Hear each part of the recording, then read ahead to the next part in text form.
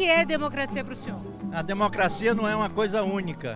A democracia, ela tem um caráter de classe. O que é democracia para a burguesia não é democracia para o povo. O povo decidir pelo voto, né? A nossa política, a nossa vida, né? Nossa vida política. Se você rouba e você pode ficar ainda no governo, não é democracia isso. A gente não tem direito de escolher se a pessoa pode ou não ficar. Eu acho que eu vivo num país onde a democracia ainda tem muito a crescer, mas sim, um país democrático. E é o que a gente quer continuar mantendo.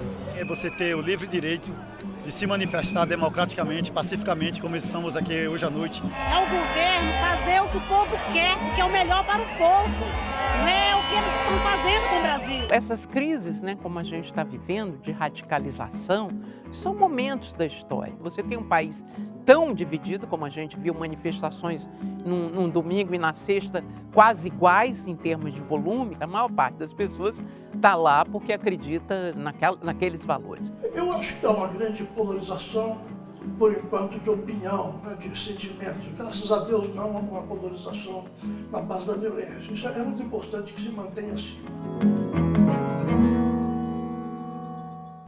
As manifestações dos últimos dias mostraram um país dividido politicamente, que decidiu expor nas ruas suas reivindicações e suas bandeiras. Foram milhões de pessoas, uma situação inédita na história do Brasil. Seria o fortalecimento da democracia ou a descrença nas instituições? O Caminhos da reportagem de hoje discute a polarização política que vivemos, a cobertura da imprensa, o papel das redes sociais e os riscos que o radicalismo e o ódio podem trazer à democracia brasileira. Todos nós somos contra a corrupção, ninguém é a favor da corrupção, só quem é corrupto. Nós queremos botar o país no trilho, acabar com as mordomias, acabar com toda a roubalheira que existe em todas as esferas. Então nós temos que refletir, pensar, escutar, ler, ouvir o noticiário, ouvir as mídias alternativas também, né, para termos uma visão do que está acontecendo. As manifestações de rua contra o atual governo surgiram com força em 15 de março de 2015, poucos meses depois da posse do segundo mandato de Dilma Rousseff. E se repetiram com menor intensidade em 12 de abril e em 16 de agosto.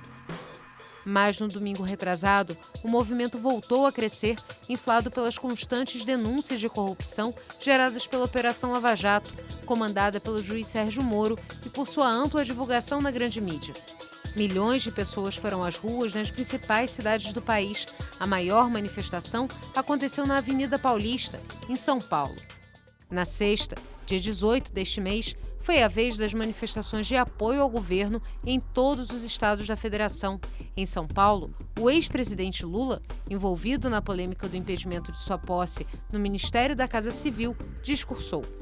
A democracia é a única possibilidade da gente fazer o povo participar das decisões do governo. O juiz Sérgio Moro, ele está inspirado, isso está publicado, não é uma opinião, né? Quem quiser pode procurar. Ele se inspirou muito numa operação chamada Mãos Limpas, que aconteceu na Itália.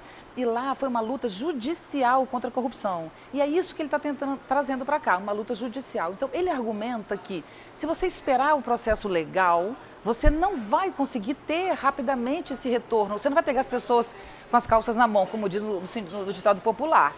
Então, ele acha que para pegar os corruptos, assim, ele tem que suspender esses direitos, né? E o que a esquerda diz, que aí chama golpe, o que você quer dizer golpe? Golpe não é tirar o PT do governo. Golpe é você tirar, destituir um governo sem argumentação legal. Para alguns cientistas políticos, o ressurgimento das grandes manifestações de rua que estamos presenciando tem como ponto-chave os protestos de 2013 contra o aumento das tarifas dos ônibus nas principais cidades do país. Tudo começou quando o movimento Passe Livre promoveu em São Paulo um ato para protestar contra o reajuste das passagens. A forte repressão policial gerou revolta. Os vídeos dos atos ganharam visibilidade na internet através da chamada mídia ninja e as manifestações, organizadas pelas redes sociais, não só se intensificaram, como começaram a ganhar as ruas de outras cidades.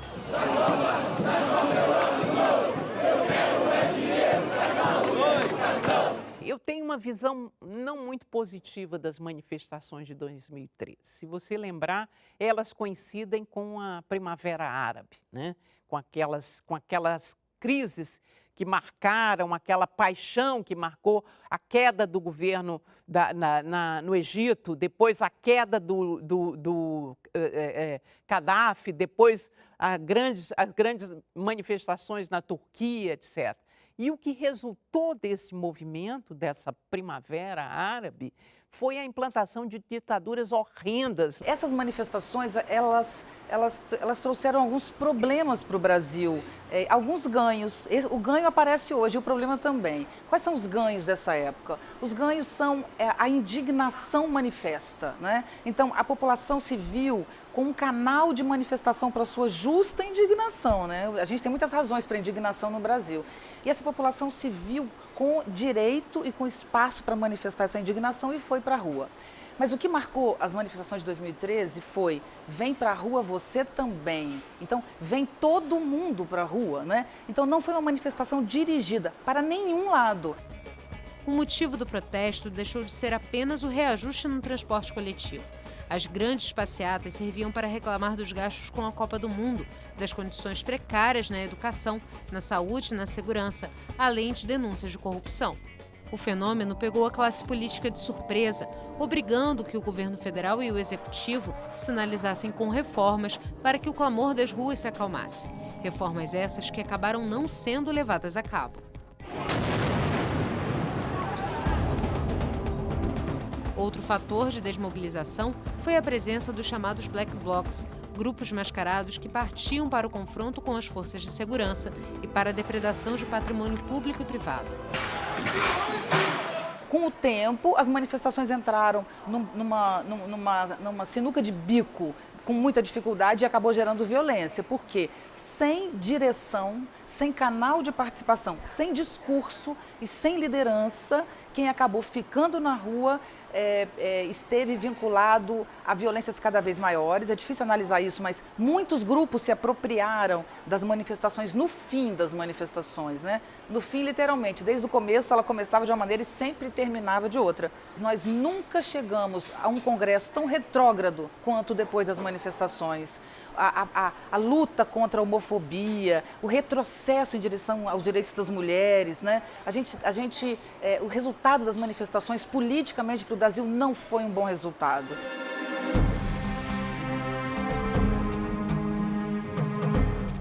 As grandes passeatas e manifestações populares sempre marcaram os momentos mais importantes da história do Brasil, como em 1954, após a morte de Getúlio Vargas. As duras críticas aos opositores, expostas na carta-testamento escrita pouco antes do suicídio do presidente, agravou o clima de comoção e gerou revolta. 3 milhões de pessoas foram às ruas de diversas cidades do país. A ideia era que Getúlio renunciasse naquele 24 de agosto, a última reunião do Ministério era no sentido do presidente ou se licenciar, ou o ideal que a oposição cobrava é que ele renunciasse. E Getúlio renunciou à vida, né? Saiu da vida para entrar na história. E isso inverteu o jogo completamente.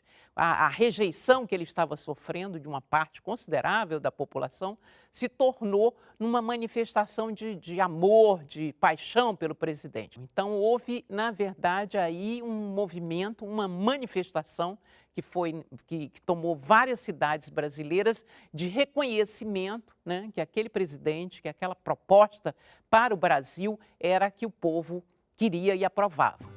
10 anos depois, a Marcha com Deus pela Família e a Liberdade foi uma resposta ao comício da Central do Brasil, no qual o presidente João Goulart anunciou reformas de base para o país diante de mais de 150 mil pessoas. A primeira dessas marchas ocorreu em São Paulo, no dia 19 de março de 1964, e reuniu cerca de 500 mil pessoas. A iniciativa repetiu-se em outras capitais.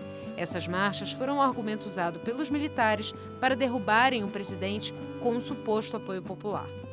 É engraçado como a história se repete, como nós estamos fazendo grandes manifestações pela democracia, tentando barrar um golpe exatamente no mês de março. Em 1964, em março, nós vimos uma escalada conservadora para dar um golpe e conseguiram dar o golpe. Não entendo que seja golpe, entendo que os procedimentos estão tomando curso nos termos e nos moldes da nossa Constituição Federal, inclusive junto ao Congresso Nacional, à Câmara dos Deputados e ao Senado Federal. Em tese, o governo ou os atacados ou, em tese, réus nesse processo têm adotado todos os procedimentos cabíveis, eles têm ingressado com as ações do Supremo, o Supremo tem dado as respostas que entendem cabíveis. Então, o sistema está funcionando. Durante o regime militar, poucas foram as vezes em que a população enfrentou o governo. A primeira delas foi a passeata dos 100 mil, em 1968. A multidão foi às ruas do Rio de Janeiro pedir a saída dos militares.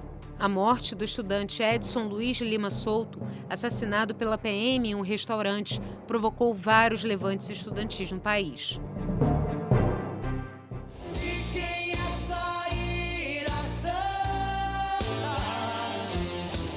Só com o movimento pelas diretas já voltaram a acontecer manifestações populares significativas.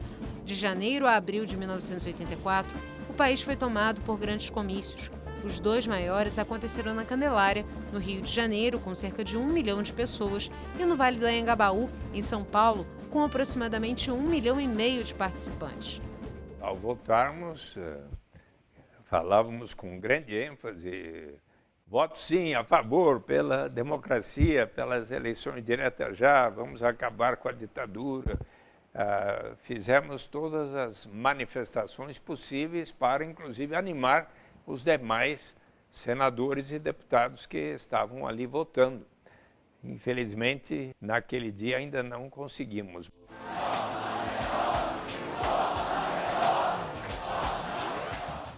Mas as primeiras eleições diretas só aconteceriam 5 anos depois, em 1989. O vencedor das urnas foi Fernando Collor de Mello, um político de um partido pequeno que tinha como discurso o combate à corrupção. Mas justamente denúncias de irregularidades em seu governo o levaram ao impeachment. Um dos símbolos deste curto mandato foram as manifestações de rua, boa parte delas compostas por jovens, um movimento que se proclamava partidário e que ficou conhecido como a geração dos caras pintados. As últimas gerações que se envolveram em manifestações políticas, como o Fora Collor em 92, né, 2013 e agora, são gerações que não foram porosas à participação política no sentido mais tradicional. Então, os partidos políticos, eles tiveram uma dificuldade muito grande de se fazer presentes, por exemplo, nas grandes classes médias, né, brasileiras. Então, a classe média ela não reconhece a movimentação partidária, a participação político-partidária como algo a ser estimulado na juventude. Se o movimento tiver um partido, como outros movimentos têm partido, ele não vai dar certo. Por isso que o Revoltados Online ele tem muito seguidor.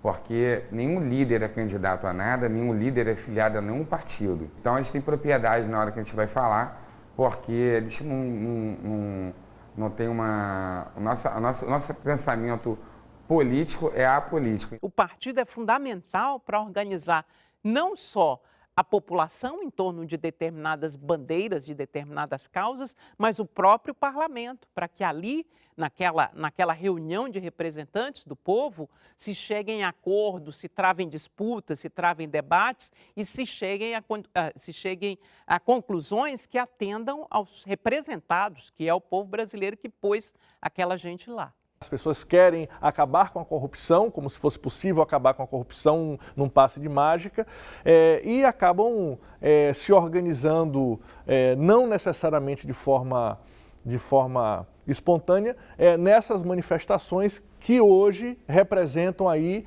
exatamente a tentativa de legitimar um impeachment através de um discurso que é tradicional das classes médias, que é o discurso moralista. A forma melhor para combater a corrupção hoje é o povo vir para a rua, não tem jeito.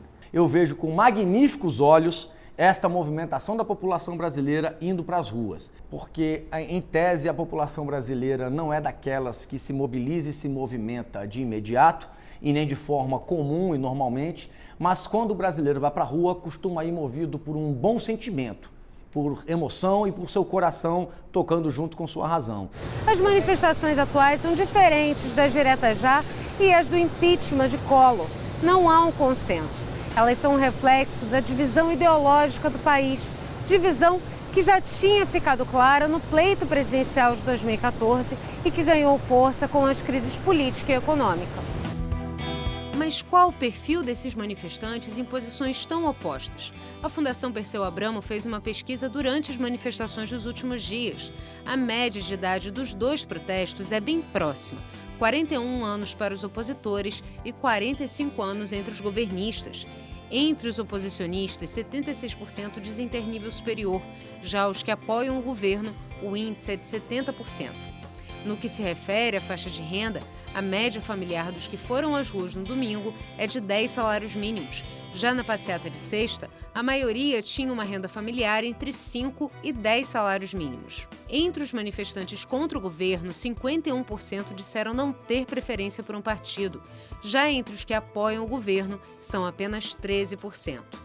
85% dos opositores acreditam que o país piorou nos últimos 10 anos. Para aqueles que defendem a manutenção do governo, o sentimento é inverso. 76% acreditam que o país melhorou na última década. Quando perguntados se acreditam no impeachment de Dilma Rousseff, 70% dos manifestantes de domingo disseram que sim. Já entre os que foram às ruas na última sexta-feira, apenas 18% acreditam que isso possa acontecer. Imagina o seguinte, que você é absolutamente contra a corrupção, e o que eu estou dizendo é algo que aconteceu visivelmente. Você é contra a corrupção e você é um brasileiro tocado por esse tema da corrupção, que todo brasileiro tem que ser tocado, né? Não dá pra gente admitir esse absurdo. E aí você vai para a manifestação porque você não quer mais a corrupção, mas do seu lado tem uma pessoa que levanta uma placa em inglês pedindo o retorno do regime militar. Vocês estão marchando juntos. Isso é uma realidade, entendeu? Então, é preciso ter muita clareza, da mesma forma do outro lado. Né? Se você está indo para a rua porque você é contra a suspensão dos direitos legais e do seu lado tem alguém dizendo eu sou a favor, contra o impeachment e você é a favor, é muito difícil. Então, é uma pluralidade de cada lado. Ou a gente entra num acordo ou não há sociedade, né? Isso é um fato. Esse radicalismo não leva a nada, dos dois lados, não leva a nada. E no próximo bloco, as discussões políticas que não estão só nas ruas, mas também nas casas, nas rodas de amigos e nas universidades.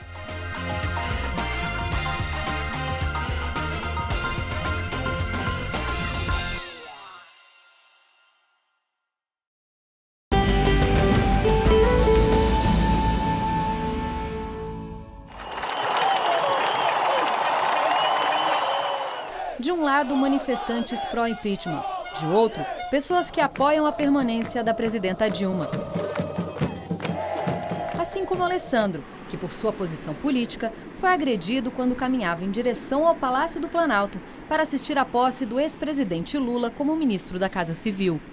E encontrei com uma manifestação do pessoal que é pró-impeachment. E essas pessoas, ao me verem com essa camiseta vermelha, simplesmente vieram para cima de mim com agressão física, verbal. E eles me levaram para o canto, me encurralaram no canto de lá, né? Foram me encurralando e quando de repente veio um senhor, também de mais ou menos uns 60, 70 anos, e me acertou um soco no rosto. E aí quando ele me acertou esse soco no rosto, que eu fui para trás, assim, aí vieram outras pessoas e as agressões começaram até um pouco mais de força Foram outras pessoas que protestavam contra o governo que interferiram para acabar com as agressões contra Alessandro. E aí tinha um grupo de policiais aqui, cerca de uns 40 policiais mais ou menos aqui, assim, na coisa sem fazer absolutamente nada. E, inclusive, a hora que eu saí, que eu consegui me livrar, assim, um PM pegou meu braço e queria me prender. Porque ele falou que eu não podia passar por aqui, assim. Eu não tenho o direito de passar por aqui, assim, né? Porque eu tô vestindo uma camiseta vermelha. Eu tenho o direito de passar! Quando você tem momentos em que esse mal-estar está colocado na sociedade, como é o caso de agora, nessa crise política, a tendência é que as pessoas se fechem em grupos, porque uma das saídas para você lidar com o mal-estar é a formação de grupos. Uma consequência imediata disso é que as pessoas se sentem ameaçadas pelos outros. Uma pessoa usa uma bolsa de uma cor, é agredida verbalmente, uma mulher passando com uma camisa de uma determinada cor, ela é xingada abruptamente. Quer dizer, isso passa a trazer para essas pessoas um sentimento de muito medo. As pessoas elas estão levando isso de uma forma completamente... É uma rivalidade. A civilização, acima de tudo, é isso. É a capacidade humana de dialogar, de construir saídas, né, de elaborar e não de passar o ato. O que a gente tem visto aí é o retorno da barbárie, é o retorno ao primitivo, é a passagem ao ato. E o extremo da passagem ao ato, nós sabemos qual é. É a guerra. Fotos nas redes sociais mostram que a intolerância vem de todos os lados. Todo mundo discute política ultimamente, né? Você está no metrô, no cabeleireiro, nos lugares mais inusitados e está todo mundo conversando sobre política. Acho que esse é um elemento interessante, né? Mas aquele assunto é um discurso sobre política muito superficial. Então acaba sendo mais um discurso de slogans, de compartilhamento de informações que pouco tem de conteúdo realmente. Um discurso muito raivoso, muito emocional e não realmente um discurso argumentado. Primeira manifestação, a palavra corrupção ela aparece com mais incidência nas hashtags e nos termos que os usuários fazem no Twitter, né? E isso é interessante porque faz com que a gente pense, né, em que sentido é uma crise da própria representação política do Brasil, né, que está em jogo. Já na segunda manifestação, a palavra mais incidente é a palavra democracia. Ou seja, muitos pensam que a palavra golpe, né? Ou seja, não vai ter golpe. Não, é a palavra democracia. Ou seja, a adesão a esses movimentos não está muito em função de ser contra um possível golpe, mas é ao contrário, de manter as garantias constitucionais democráticas no Brasil. Um mínimo que acho que é consensual para todos que estudam democracia, que é um sistema que tem eleições periódicas, né? Tem liberdade de imprensa, tem troca de poderes, tem livre manifestação política, né? Tem um sistema também que é regido por leis. O clima das ruas tem reflexo no Congresso, ainda mais com o início dos trabalhos da comissão especial que vai julgar o pedido de impeachment da presidenta Dilma Rousseff. Vamos devolver o Brasil aos brasileiros. Um absurdo grampear o telefone da presidenta da República. O motivo do processo seriam as chamadas pedaladas fiscais, que é quando o Tesouro Nacional atrasa de propósito o repasse de dinheiro para os bancos que financiam despesas do governo. Isso é feito para que as contas de um determinado período fechem. De acordo com o Tribunal de Contas da União, estariam envolvidos nessas operações cerca de 40 bilhões de reais entre 2012 e 2014, o que seria um crime de responsabilidade fiscal.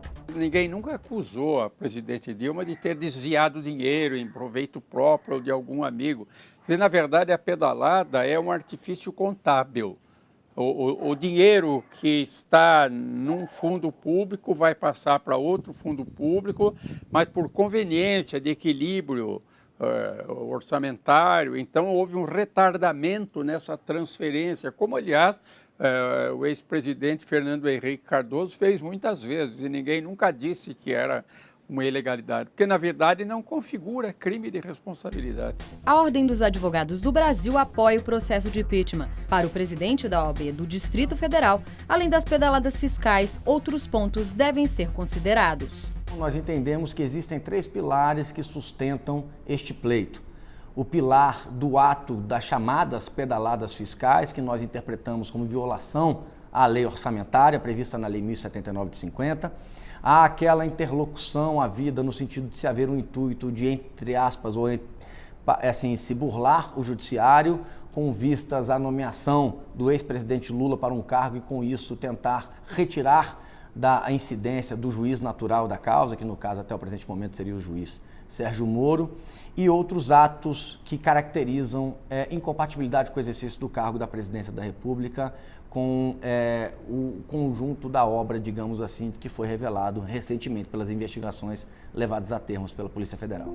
Não fazem parte do processo de impeachment as investigações da Operação Lava Jato, que tem inflamado as ruas.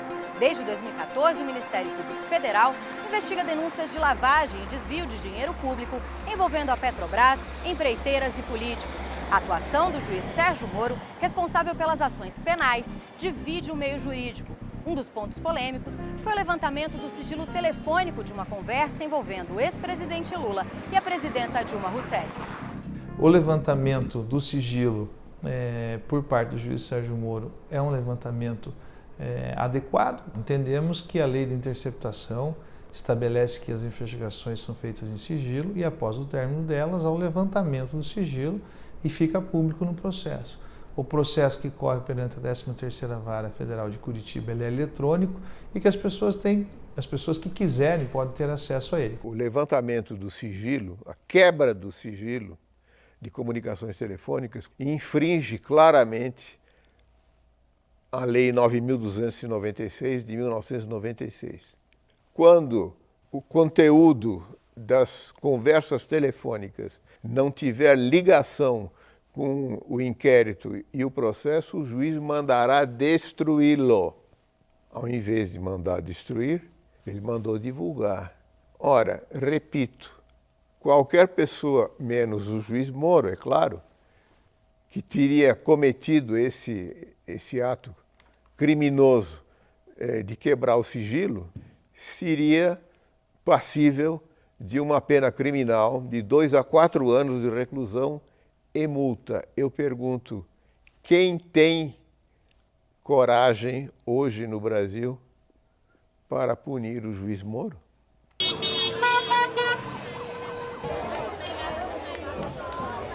Esse processo começou porque quebraram a Petrobras. Né?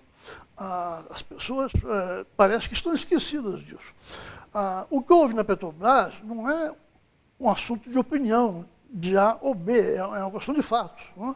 Sabe-se perfeitamente que na Petrobras houve falcatruas gigantescas, né?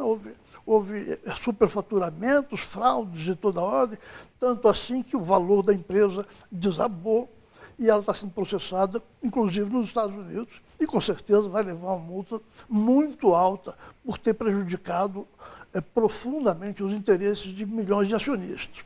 É preciso fazer com que todo o processo de acusação, todo o processo de investigação de corrupção não saia dentro da dinâmica do processo legal de uma democracia. Não se pode tirar o direito de ninguém de ter um direito de defesa, não se pode tirar simplesmente de um governo em função de que ele é impopular.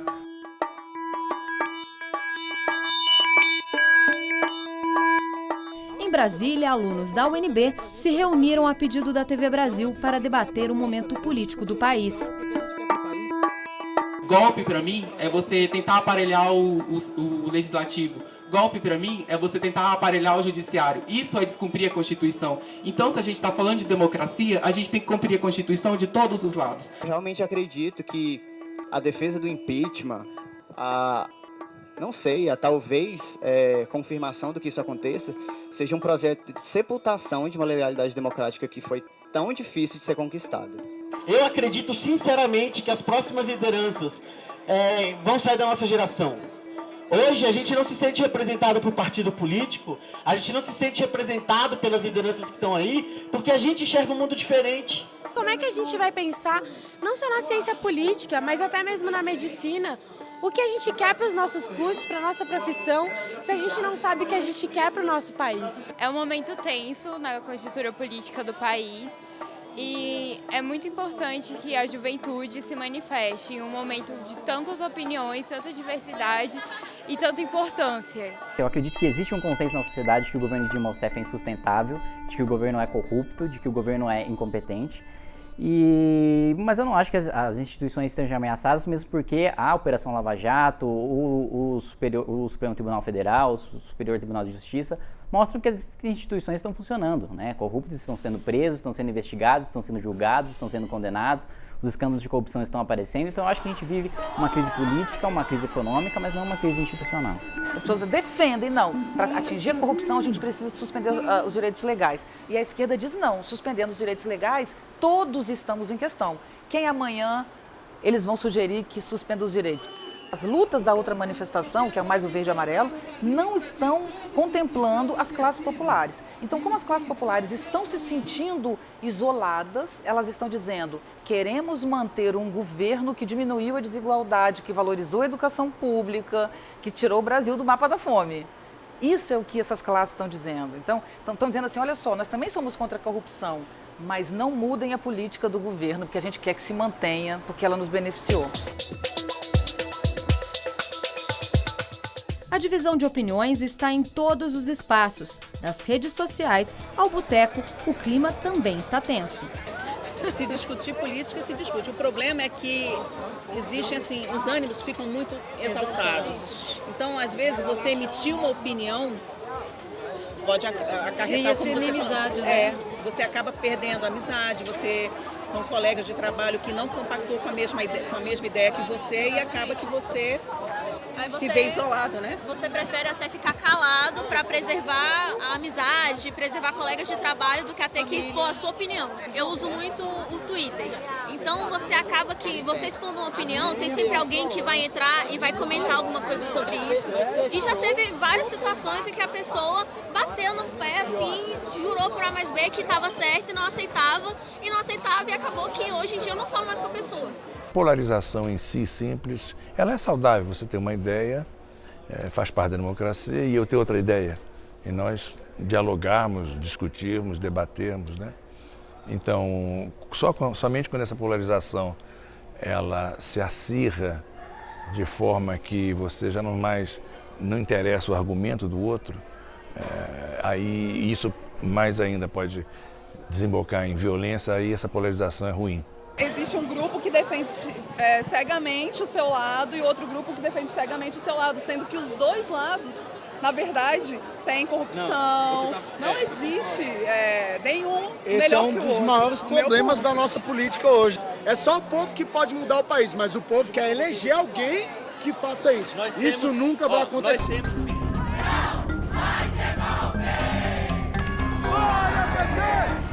Todos somos contra a corrupção, mas de que maneira vamos lutar contra isso, né? Então, eu não acho que ninguém vai levantar a favor da corrupção, mesmo que pense isso. Quando os temas vão se distinguindo, o debate político cresce.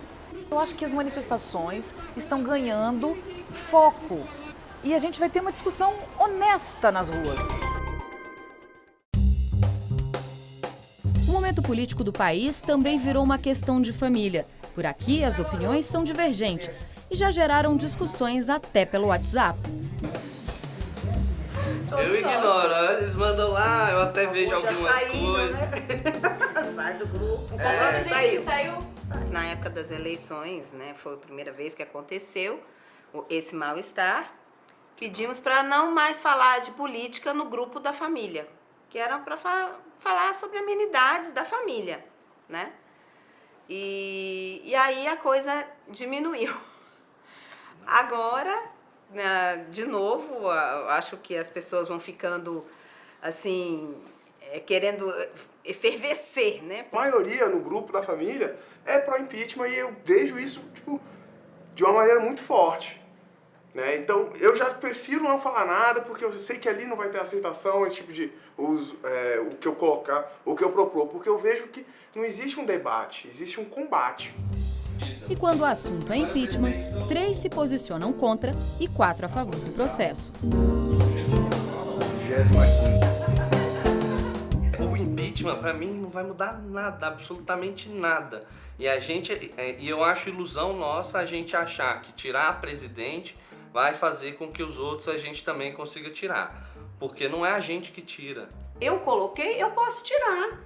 E isso o próprio Lula nos ensinou. Tá visível, foi lá, falou, olha, eles têm que aprender que se nós colocarmos, nós podemos tirar. Ele falou isso, e realmente é isso, ele não falou errado, não. O impeachment, creio que não vai resolver, mas agora, no presente momento, vai ajudar a moralizar pelo menos um pouco essa coisa que está existindo aí, tirar essa turma aí que não vale nada. A gente tem uma democracia muito recente, se a gente for pegar a história, né, uma linha histórica, essa democracia ela é muito recente. E a partir do momento que eu falo que um sistema que foi realizado né, uma consulta popular que foi auditado, que foi dado como legítimo perante as urnas, perante a população. Eu tô falando que esse processo ele não é válido. Mas por que ele não é válido? Porque a opinião de uma maioria... Foi uma maioria pequena? Foi, mas não deixou de ser maioria. Para seu Vitor, um peruano que vive no Brasil há muitos anos, o país ainda busca quem solucione todos os problemas políticos.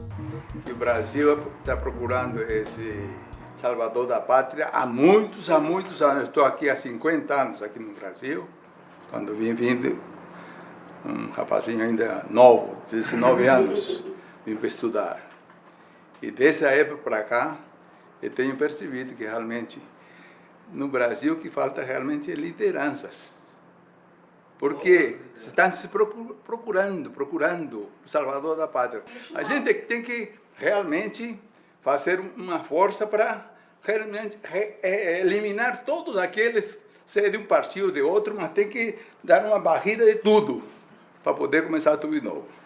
Você tem, por exemplo, a figura do Moro, né, a figura do Lula, né, são figuras quase que messiânicas, super-homens, né? Você não consegue muito sair desse discurso com grande parte da população. Então, por um lado, esse empobrecimento de causas, de grandes debates ideológicos e, por outro lado, uma polarização muito grande. Toda personificação é perigosa, né? Eu acho que na vida política de um país, na vida das instituições, nós devemos nos ater, na medida do possível, aos cargos, né, às funções, sem colocar muita emoção pessoal na história.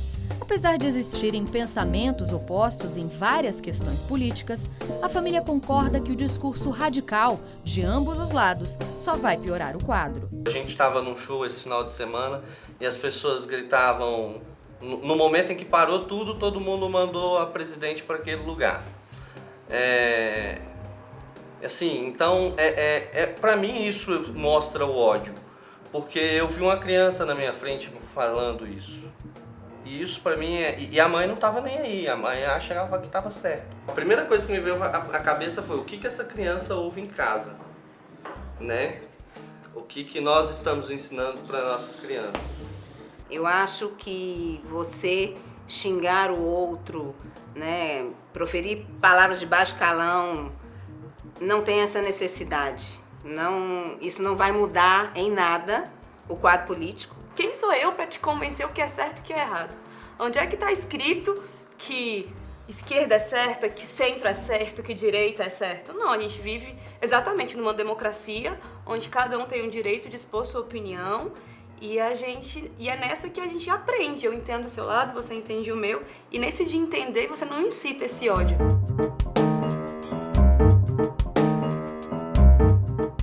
No próximo bloco, o papel da mídia na discussão política. Voltamos já.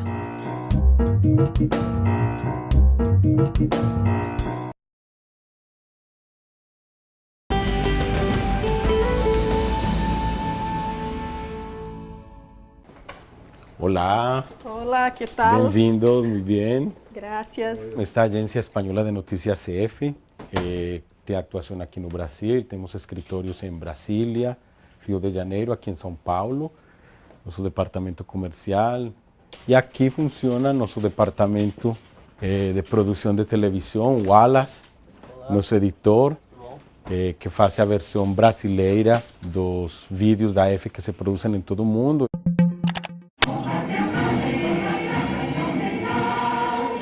Nossa equipe de fotógrafo e de cinegrafista estão agora... Todo vapor na rua. Todo vapor na rua.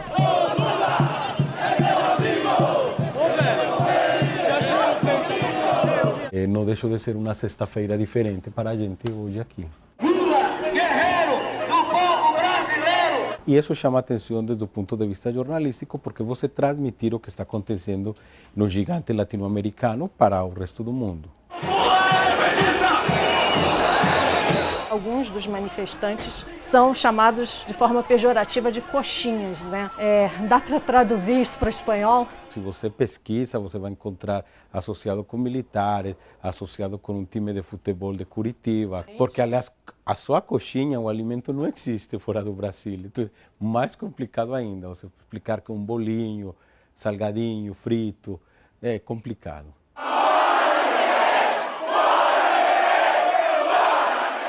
Eu acho que a cobertura da imprensa deveria ser muito mais plural do que tem sido.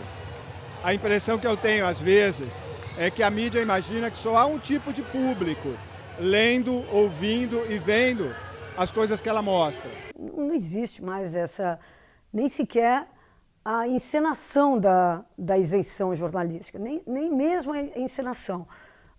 Simplesmente se esquece um lado, se esconde um lado, se mostra só o que interessa desse outro lado, que a gente apoia, e é assim que é o procedimento. Isenção para jornalismo é uma coisa que sempre foi um mito, né? De qualquer forma, qualquer olhar que se tenha, uma pessoa tendo um olhar para alguma coisa, jornalista ou não, ela tem um viés quando ela relata isso. E o jornalismo não está isento disso, porque o jornalismo é feito por pessoas. O trabalho jornalístico, hoje, não é simplesmente divulgar qualquer coisa que a informação, que a Operação Lava Jato vaza. É pegar um vazamento, fazer uma investigação, entender quais são os critérios que fazem que a justiça permita que alguma coisa vaze e outra coisa não vaze, ou seja, os chamados vazamentos seletivos. Pensa do nosso povo, brother! Do ponto de vista da mídia, eu acho que o momento é riquíssimo e no balanço ela está saindo bem. Mas muitas vezes eu acho que o jornalista se deixa cavalgar pelos vazamentos e distribui aquilo para o seu leitorado de uma maneira que a gente pode considerar até quase que acrítica, né? Sem nenhuma reflexão crítica ali para entender exatamente o que está saindo. Então, muitas vezes ele é cavalgado pelos vazamentos e acaba fazendo o jogo de quem vazou. Eu acho bem complicado a imprensa, nesse momento, não soltar notícias contra o governo, porque é uma série de delações que mostram que houve um verdadeiro golpe de Estado, né? Que houve um verdadeiro atentado contra a tripartição de poder, um verdadeiro atentado contra as instituições, e isso é motivo não só para manchetes de jornais nacionais, mas também internacionais, né? Não é todo dia que a gente vê um governo se utilizando de corrupção sistematizada para atentar contra a tripartição de poder, para atentar contra a República, para submeter o Legislativo ao Executivo. Não é reter a informação, é distribuí-la, né, conforme ela chega, conforme ela é vazada, com a informação exata a respeito de quais interesses ela está atendendo. A mídia está divulgando o que a Procuradoria e a Polícia Federal vazam. Agora, se tem vazamentos e a mídia divulga, é o trabalho da mídia, a gente ganha para isso. O que a gente não pode admitir nem conviver é com o fato de que a informação seja vazada e distribuída sem nenhum olhar crítico, sem nenhum olhar que explique o que está acontecendo e a quem serve aquela informação. Alô? Alô? Lula, deixa eu te falar uma querida. coisa. Seguinte, eu tô mandando o Bessias junto com o papel para a gente ter ele e só usa em caso de necessidade, que é o termo de posse.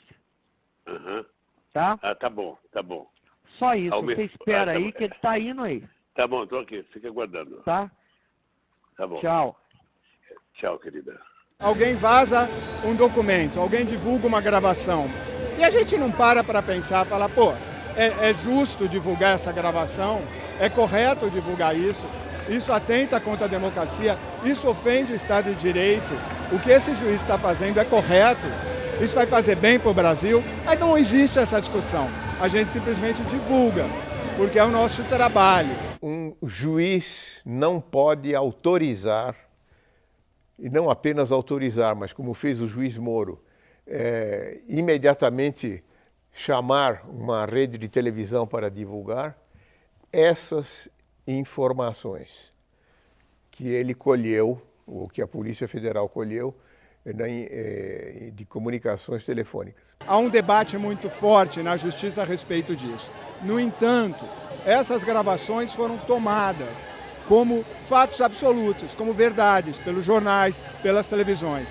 Foram tomadas de uma maneira que eu diria acrítica. O que está assistindo no Brasil hoje é um conluio mesmo entre as principais empresas de mídia do Brasil e um setor do judiciário trabalhando juntos para derrubar um governo democraticamente eleito. Teve uma grande diferença na cobertura dos protestos do Fora Collor, por exemplo, dos protestos que a gente teve hoje, né? No Fora Collor a gente tinha a imprensa falando em festa da democracia, numa democracia jovem, mas que queria mudanças, numa revolução, enfim. Hoje a gente tem a imprensa falando em golpe, Coisa que nenhum manifestante pró-impeachment defende, né? O impeachment é um processo definido constitucionalmente e a definição de golpe é uma ruptura institucional.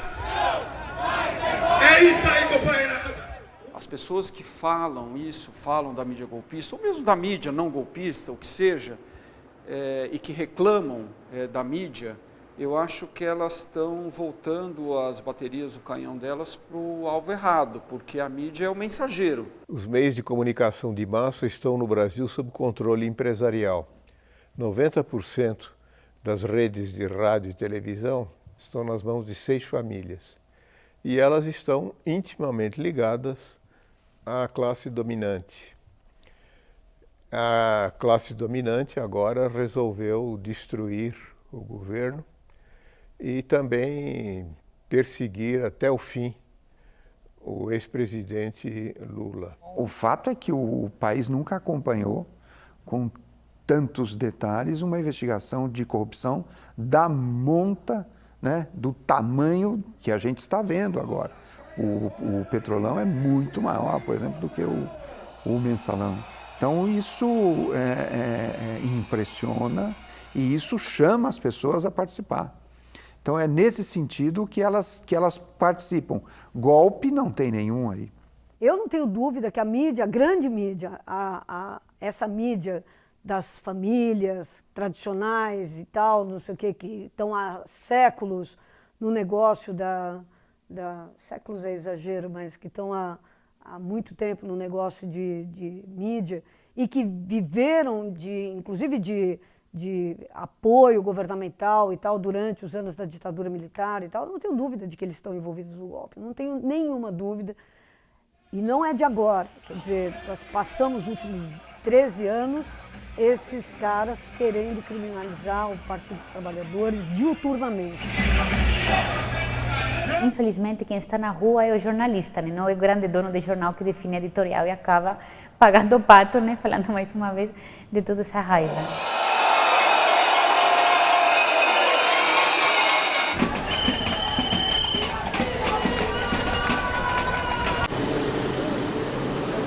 Consegue prender isso aqui, capacete?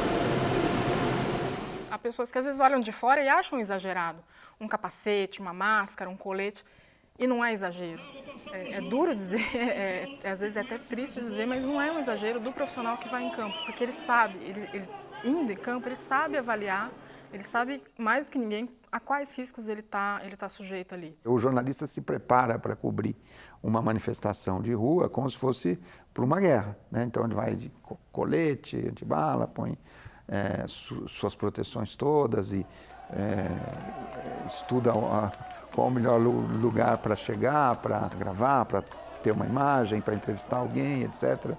Isso faz parte do jogo democrático também. As empresas deveriam ser obrigadas a pagar um seguro para os profissionais, um grande seguro, um adicional de salubridade, fornecer os equipamentos de segurança.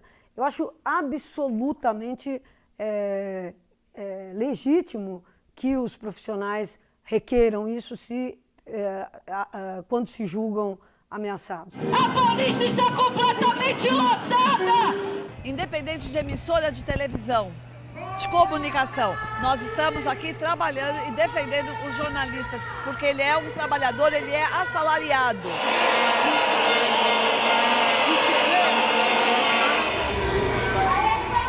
Existem radicais dos dois lados. Eu já fui ameaçado por manifestantes do PT, como também já fui ameaçado por manifestantes contra o governo. E isto significa que o povo, de modo geral, está rejeitando todo o ambiente político. Basta ver as vaias e os insultos que receberam os políticos da oposição quando foram à manifestação de 13 de março na Avenida Paulista.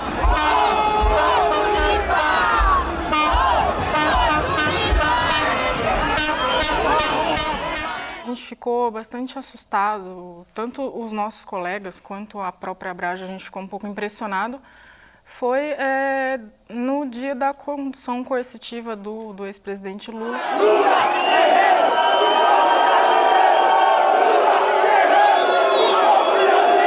Agressões mesmo contra jornalistas que estavam cobrindo a condução coercitiva no local.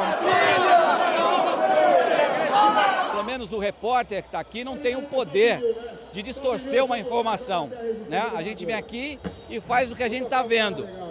Se os grandes veículos de comunicação ou os grandes empresários que detêm os veículos de comunicação têm algum poder, isso não quer dizer que os repórteres também rezam da mesma cartilha. A esquerda não aceita o nosso trabalho de mídia livre. O trabalho do repórter fica complicado. Depende muito. As manifestações da direita, a gente é o tempo todo reprimido, porque eles não querem ser fotografados, eles não querem que a imagem deles apareça por alguma razão que eu não sei qual que é. Aqui é um pouco mais fácil, a galera é mais receptiva. Hoje é o fato de você falar, que a gente fala com sotaque, não tem problema não, o pessoal fala.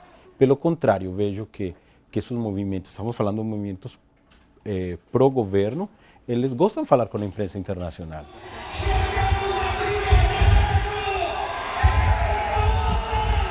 Talvez o maior empecilho seja a ação da polícia quando acontece. A gente está sempre sujeito a apanhar, a tomar tiro, gás, porque a gente tem sempre que estar perto dos assuntos para fotografar e a gente acaba sofrendo um pouco com isso. De 2013 para cá a gente registrou 249 casos de agressão ou intimidação de jornalistas que estavam cobrindo manifestações variadas. Mais de 70% é praticada por forças de segurança, policiais militares mais especificamente.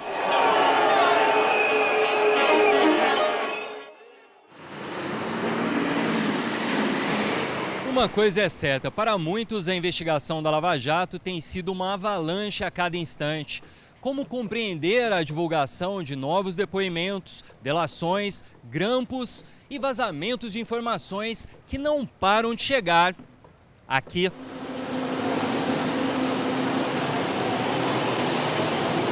O papel do jornalista no meio dessa barafunda de informações, essa quantidade enorme de vazamentos, dessa velocidade com que as informações chegam, é o papel do mediador, é o papel do analista, é o papel do comentador, é o papel daquele que vai destrinchar aquele material para o seu leitorado.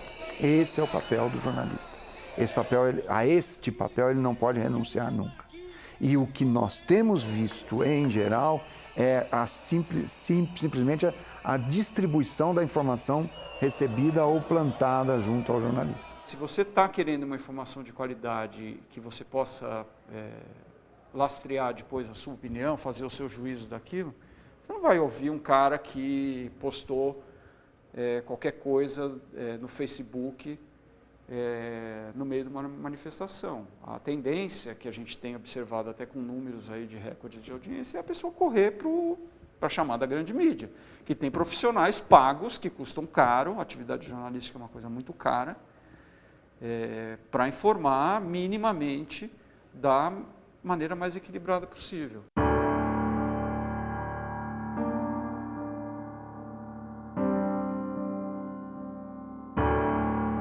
Acho que eles estão manipulando a informação e usando do jeito que eles querem que a gente veja e transmitindo isso do jeito que todo mundo fique contra determinado partido ou determinada opinião. Nós estamos de um lado. Agora, nós temos um compromisso muito profundo com a verdade. Embora a gente saiba que ela é inalcançável, nós estamos atrás disso, mostrando todos os lados, ou seja, manipulação nós não fazemos.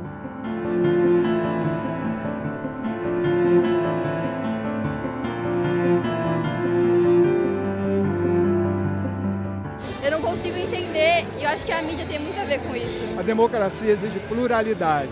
Os meios de comunicação deviam trabalhar mais, eu acredito, com a ideia da pluralidade.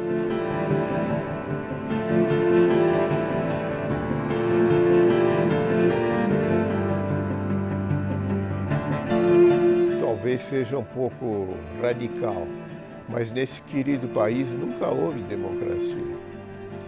O que é democracia? O poder supremo pertence ao povo. Significa o direito de uma maioria, mas também o respeito ao direito de minorias.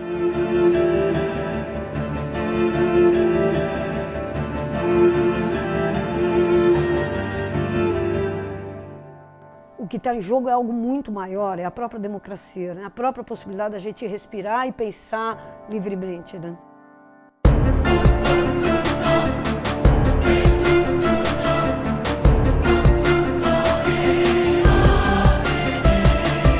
Então não há nenhum ser humano que possa existir e viver fora da convivência. E a convivência deve ser um ambiente de solidariedade, que as pessoas se respeitem reciprocamente e sejam solidárias.